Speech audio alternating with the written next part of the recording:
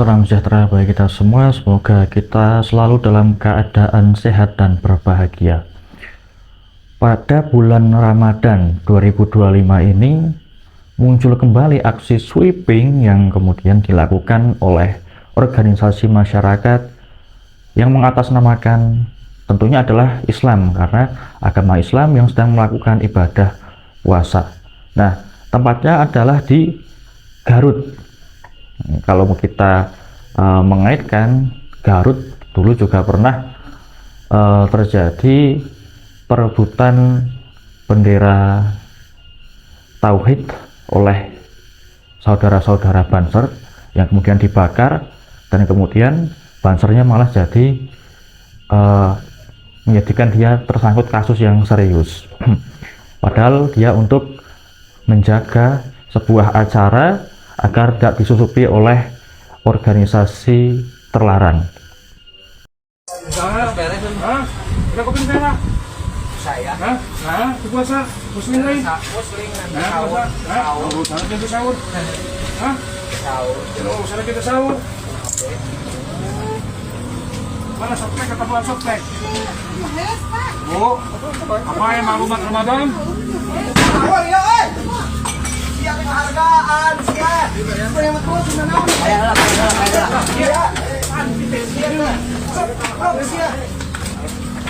udah ngalem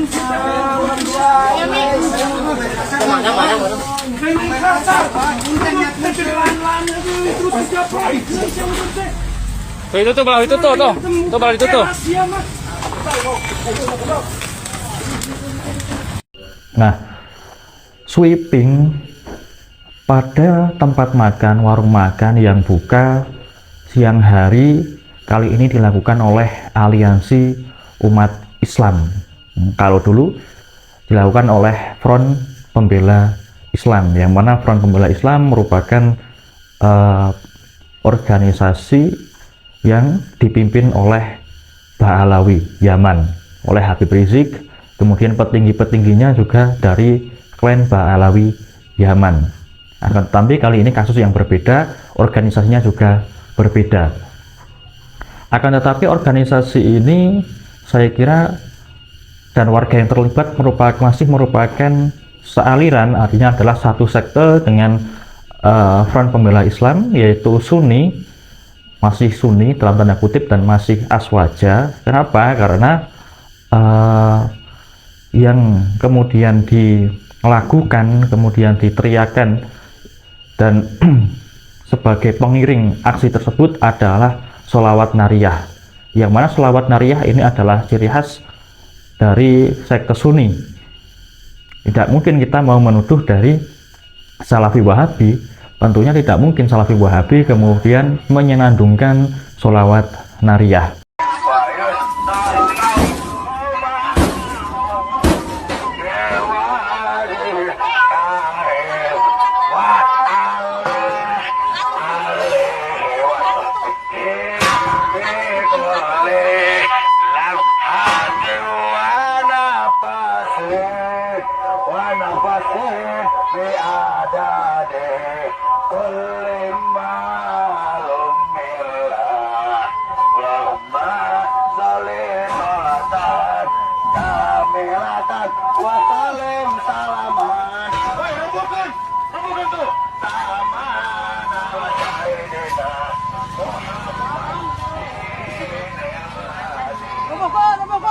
Nah, kita mau menilik dan kemudian memikirkan bahwa ketika sweeping pada tempat makan pada bulan Ramadan siang hari itu merupakan suatu tindak yang tidak hanya merugikan pemilik maupun merugikan pengunjung yang datang, pembeli yang datang, akan tetapi juga image atau citra dari Islam itu sendiri. Karena apa? Karena mengatasnamakan Islam.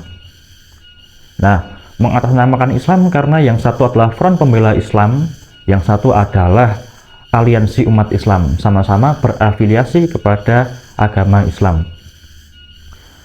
Dan juga yang namanya sweeping itu tidak hanya kemudian gembar-gembor dan juga hanya berteriak-teriak, tapi juga melakukan perusakan berbagai macam properti, kemudian juga bahkan memakai alat, baik itu alat tumpul maupun yang tajam.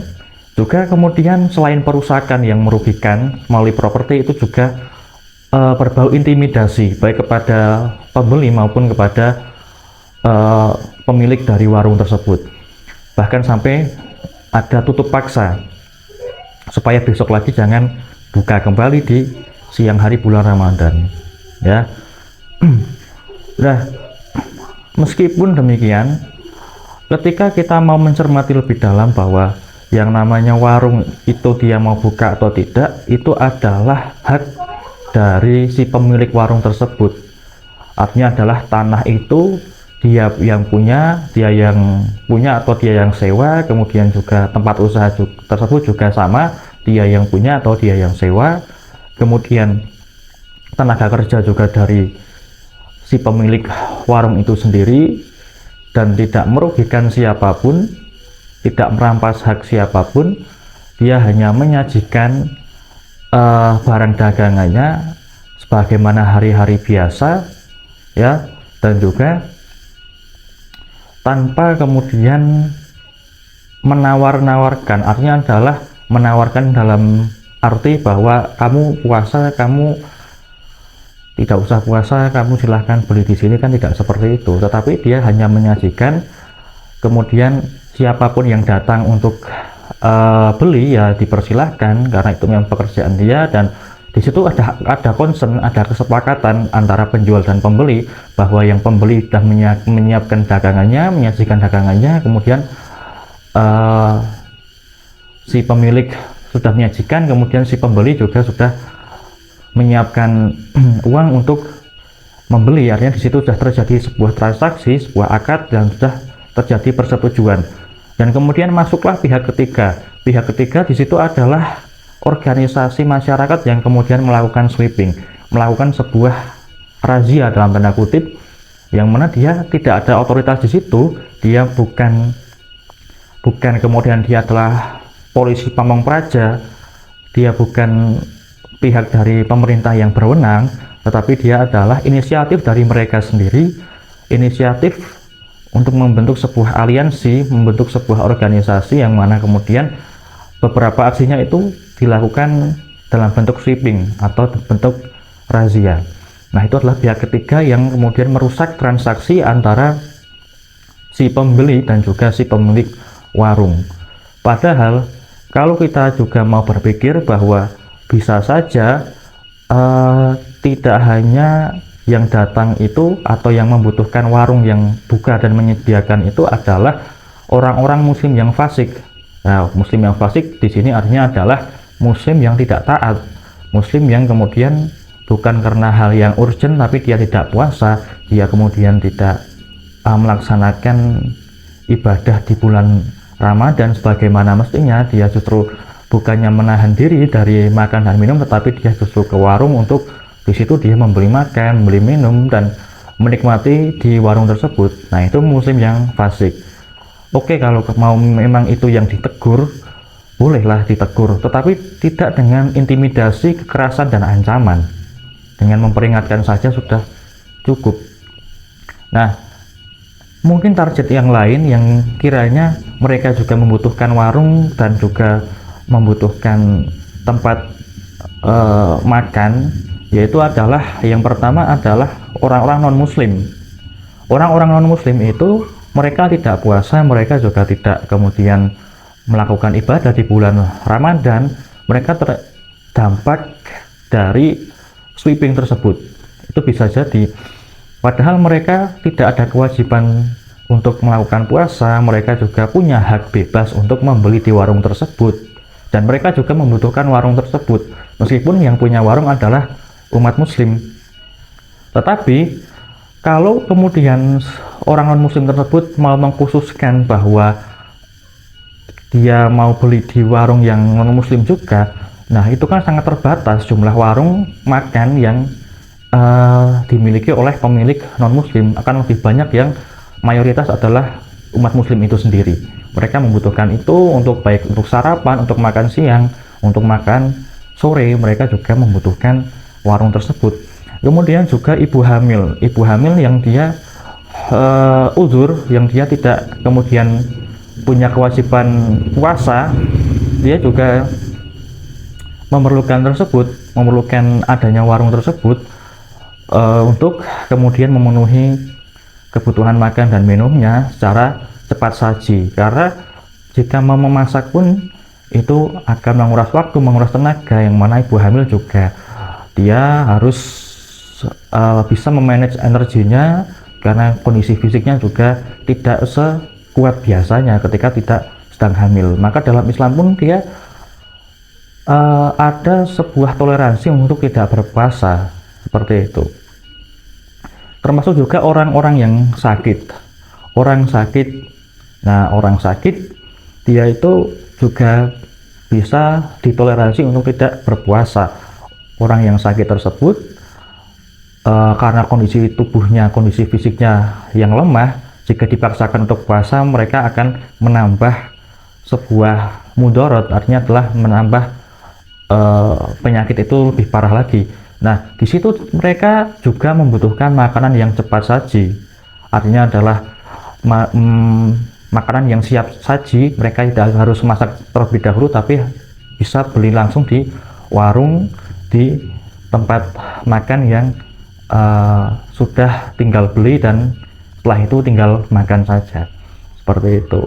Apakah kemudian organisasi masyarakat yang melakukan sweeping tidak memiliki pikiran ke arah situ, tidak sampai pikirannya ke situ?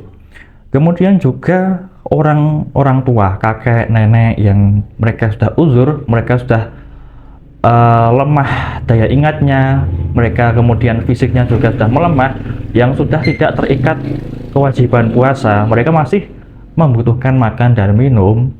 Terutama kalau sudah renta, mereka juga terkadang kalau mau masak, belanja bahan dulu, kemudian disuruh mengolah masakan dan lain sebagainya, itu kelamaan dan menguras tenaga dan waktu. Maka mereka bisa beli di warung, di tempat makan. Nah, ini juga yang mungkin tidak dipikirkan oleh ormas-ormas tersebut, oleh aksi massa tersebut. Kemudian juga anak dan bayi. Anak-anak dan bayi mereka juga misal mau membeli makanan, sayur-sayuran, kemudian minuman, itu kan juga mereka, orang tua mereka atau mereka sendiri, ya anak-anak itu kan perlu warung tersebut tetap buka meskipun di pagi, di siang dan sore bulan Ramadan. Ya, mereka membutuhkan fasilitas publik dalam bentuk tempat makan tersebut. Apalagi kalau misal orang tua mereka sedang bekerja dan kemudian masakan juga belum tersedia, itu kan juga jadi repot. Itu untuk anak-anak. Kalau untuk bayi berarti orang tua mereka yang kemudian misal cari sayur dan lain sebagainya di warung. Nah, kemudian yang berikutnya adalah pekerja berat. Misal adalah pekerja proyek, kemudian pekerja kuli bangunan, kemudian kuli angkut, bisa juga mereka adalah pekerja-pekerja yang tambang, ada di tambang, kemudian yang lainnya mereka yang pekerja yang menggunakan fisik yang berat, yang mana mereka diwajibkan puasa terlebih dahulu, tetapi nanti kalau misal sudah tidak kuat, mereka diperbolehkan untuk membatalkan puasanya, nanti diganti di hari yang lainnya. Nah, tetapi mungkin para organisasi masyarakat itu tidak terpikir ke situ, atau mereka orang yang nganggur, tidak punya kerja dan lain sebagainya, sehingga tidak terpikirkan bahwa ada juga orang-orang dengan pekerjaan fisik yang begitu beratnya, yang mereka itu juga membutuhkan warung makan, membutuhkan tempat makan yang sewaktu-waktu bisa menjadi rujukan mereka ketika mau mencari makanan untuk memenuhi kebutuhan energi dan fisik mereka. Itu tidak terpikirkan juga mungkin.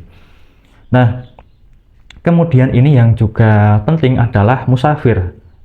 Musafir akan sangat kebingungan jika dalam perjalanan mereka dalam keadaan yang diperbolehkan untuk tidak puasa, ditoleransi untuk tidak berpuasa, tetapi dalam mencari warung makan mereka sulit, itu juga sangat membingungkan dan juga sangat kemudian menguras waktu dan menguras waktu untuk mereka mencari tempat makan. Nah, di situ jika tempat makan, warung makan itu tutup, ya, mereka akan sebagai musafir akan sangat kesulitan dan menguras waktu dalam melakukan perjalanan untuk mencari mana warung yang buka. Nah, seperti itu. Itu juga tidak terpikirkan oleh umat organisasi tersebut, anggota organisasi tersebut, aksi massa tersebut. Nah, kemudian kalau cara lain untuk menegur, selain menegur ya secara verbal, ada juga solusi alternatif, dan mereka sebenarnya organisasi tersebut juga bisa memberikan solusi ini kepada si pemilik warung maupun si pembeli. Bagaimana? Nah, untuk menghormati orang yang puasa, itu biarlah nggak apa-apa buka, tapi tempatnya itu lebih tertutup, artinya adalah jendelanya mungkin ditutup, kemudian terpalnya juga lebih dilebarkan lagi, pintunya dibuka setengah, artinya ketika di situ ada orang yang makan, dari luar tidak terlihat. Itu kan solusi yang 50-50. Orang yang sedang puasa ya dia akan merasa dihormati, kemudian orang yang tidak berpuasa juga dia tidak jadi repot dan juga merasa terhormati. Itu yang menjadi solusi 50-50 yang adil, yang kemudian menguntungkan dua belah pihak, baik dari pembeli dan pemilik warung dan juga pada masyarakat umum yang sedang berpuasa, ya, mereka jadi tidak merasa terganggu, dan yang tidak berpuasa pun akan tetap leluasa. Kemudian bisa juga warung tersebut buka di jam-jam aman, yaitu di jam sore hari. Sore hari menjelang berbuka puasa itu kan, misal habis asar itu kan orang sudah mulai mencari lauk pauk untuk berbuka puasa, untuk mencari takjil dan lain sebagainya. Nah, di situ juga jam-jam yang sudah aman, meskipun tanpa warung itu lebih tertutup, terpalnya tidak perlu ditutup, yang lebih rapat, pintunya juga bisa dibuka lebar, seperti itu. Di jam-jam yang sudah aman. Dan tentu setelah beli juga dibungkus, jadi tidak makan di tempat tapi dibungkus, dibawa pulang. Nah, seperti itu. Kemudian juga bisa pada zaman ini menggunakan pengantar makanan online, menggunakan jasa ojek online untuk mengantarkan makanan, untuk membeli makanan dan untuk memesankan makanan, membeli makanan, kemudian mengantarkan makanan sampai ke tujuan, sampai ke tangan pembeli. Nah, jadi di situ si pembeli tidak langsung datang ke warung, tetapi tinggal kemudian menunggu di rumah saja. Nah, itu juga cara yang atau solusi yang lebih aman lagi. Jadi kita perlu menghormati orang yang berpuasa, oke, kita setuju, tapi kita juga perlu menghormati orang yang tidak berpuasa. Jangan membuat repot mereka, orang-orang non-muslim, kemudian ibu hamil, orang sakit, orang tua renta, kemudian anak-anak, bayi, pekerja berat, dan juga musafir. Mereka juga membutuhkan warung itu tetap buka. Dan juga ketika ada kekerasan di situ, ada intimidasi di situ, yang mana juga mengatasnamakan umat Islam, mengatasnamakan agama Islam. Yang pertama, mereka itu makin merusak citra Islam. Jadi hate comment, komen-komen yang buruk, komen-komen kebencian dari orang-orang yang bukan Islam, ya, memandang Islam dengan makin muncul kebencian, makin dilihat sebagai agama yang radikal, agama yang intoleran, dan agama padang pasir yang keras, seperti itu, agama yang fanatik, yang saklek. Nah, seperti itu. Kita bisa lihat ketika postingan-postingan di berbagai media sosial, kemudian pada kolom komentarnya terkait video sweeping warung makan tersebut, banyak sekali dari non-muslim yang kemudian mereka itu kemudian menyinggung bahwa agama Islam ini ya seperti itu, ada yang radikal dan juga intoleran tersebut, dan mereka justru berucap bahwa saya bangga menjadi agama ini, saya bangga menjadi agama ini, yang tidak pernah melakukan aksi tersebut. Nah, kemudian itu baru di kolom komentar sosial media, tapi itu juga masuk ke berbagai media, dan itu juga bisa sampai ke luar negeri juga. Jadi menyumbang apa? Menyumbang terkait Islamophobia di luar negeri, ya. Video ini trending, video ini viral, dan kemudian sampai ke luar negeri. Di situ yang disorot adalah kejadian ini adalah di Indonesia, di negara yang mayoritas Islam. Kemudian juga ternyata kegiatan yang berbau intimidasi dan kekerasan yang dilakukan oleh Islam itu sendiri, umat Islam itu sendiri, itu masih ada dan masih eksis, sehingga Islamophobia dunia masih menyorot itu. Beritanya pasti sampai di luar negeri. Jejak digital itu sangat luas penyebarannya. Nah, bagaimana kemudian orang-orang yang di Amerika, kemudian orang-orang yang di negara barat maupun yang di negara timur, yang mereka adalah bukan mayoritas Islam, memandang negara yang mayoritas Islam ternyata intolerannya semakin menjadi seperti ini, bahkan di hal-hal yang sepele terkait warung yang masih buka saja.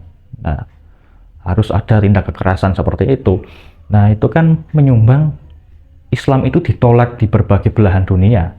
Mereka tidak mau nantinya terjadi hal yang sama seperti demikian. Nah, kemudian bagaimana jika di luar negeri Islam yang diperlakukan seperti itu? Artinya adalah pada Indonesia, di Indonesia terjadi hal-hal demikian, penolakan warung yang buka di bulan Ramadan yang menyulitkan umat non-muslim juga. Bayangkan di negara yang mayoritas non-muslim, justru dibalik orang yang mau puasa dipersulit, orang Islam yang mau puasa dipersulit. Nah, misal di lingkup pekerjaan ya tidak ada toleransi, tetap diberikan pekerjaan yang berat-berat sehingga puasanya terganggu. Kemudian tidak diberikan waktu yang tepat untuk berbuka puasa, masih disuruh kerja dan lain sebagainya. Contohnya para TKI dan TKW seperti itu.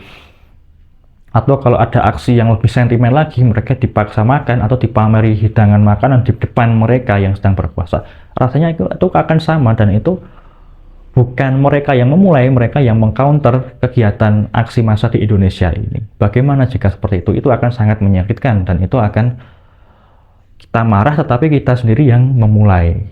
Seperti itu. Coba dipikirkan dan peringatkan keluarga, saudara, tetangga, kerabat, dan teman-teman, jangan pernah menyumbang aksi radikalisasi Islam di bumi Nusantara ini.